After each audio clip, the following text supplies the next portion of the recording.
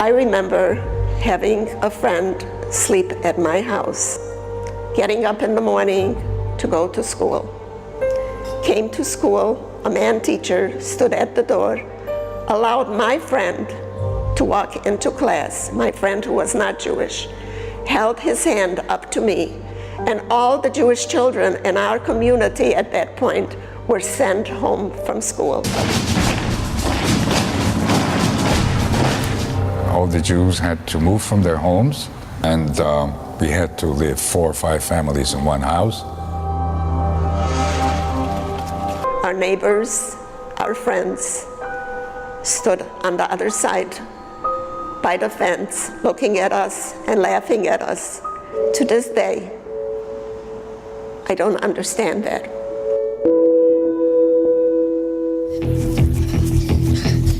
It was pitch black. It was the middle of the night, and so I started to run. I was 11 years old, running all by myself. I didn't know where I was running to. I knew that I was running away from the ghetto fence. I was trembling from fear and cold. I expected to see a train.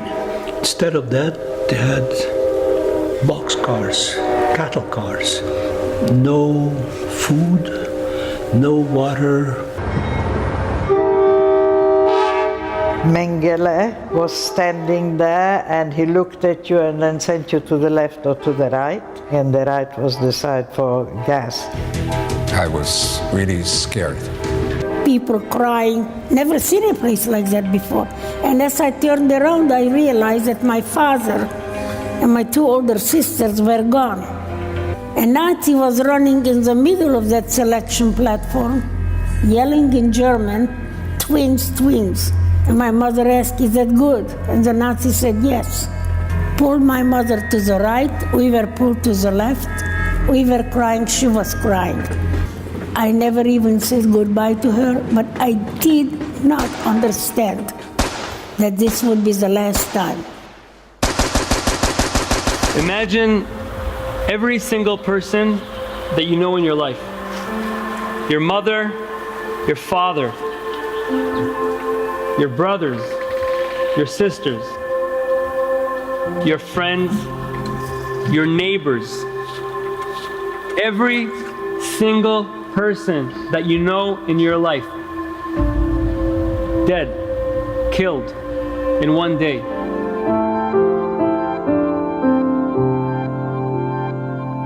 Suddenly, there was a terrific crash, and the lights went out. One of the girls said, "Well, even if they kill me now, I'm breaking the glass and I'm going to see what's going on." And he said, "You are free, you are free."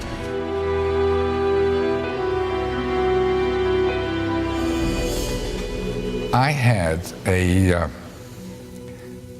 responsibility to tell the story because my friends, my classmates, could not speak for themselves. None of us thought that we would survive. None of us thought that the world would even believe of what humanity can do to humanity. I promised that if I survived, I would tell the world what happened.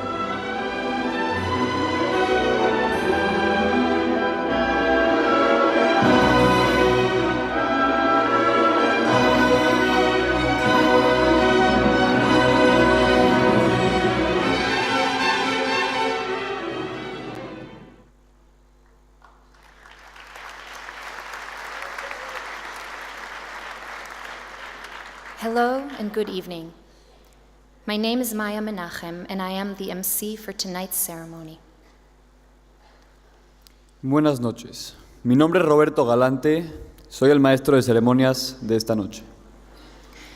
Jewish tradition teaches us that all humanity, every single one of us, is created in the image of God and has infinite, ultimate, and priceless value. Tragically, during the Shoah, the Nazis preached the very opposite message. As they mercilessly extinguished the lives of so many innocent people, they also destroyed their own souls. But through it all, many of the Jewish victims of the Nazis persevered their dignity and their humanity under the most challenging of circumstances. They never gave up hope, and neither can we. To paraphrase Nobel Prize winner and Holocaust survivor Elie Wiesel, the Holocaust may give us every reason to hate, to mistrust, to abandon our faith in God and humanity, but we must never do so. The theme of the 2019 March of the Living is Eliminate, Youth Against Anti-Semitism and Hatred, as we seek to empower young people to stand up against intolerance and prejudice.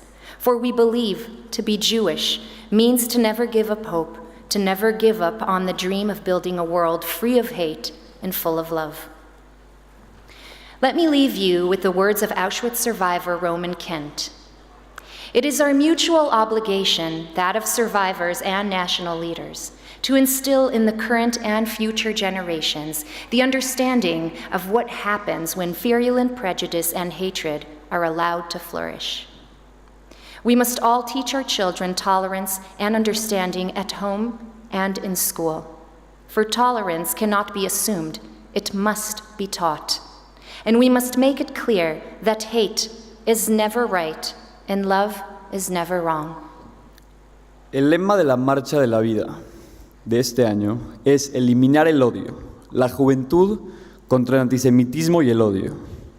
Con esto buscamos empoderar a los jóvenes a pronunciarse en contra de la intolerancia y el prejuicio. Creemos que ser judío significa no renunciar jamás a la esperanza, no renunciar jamás al sueño de hacer de este mundo un lugar sin odio, un lugar donde reine el amor. Debemos enseñarles a nuestros hijos a ser tolerantes, a ser comprensivos en casa y en la escuela, ya que la tolerancia no debe ser algo dado por hecho, debe enseñarse, y debemos dejar en claro que odiar nunca puede ser bueno y amar nunca puede ser algo malo.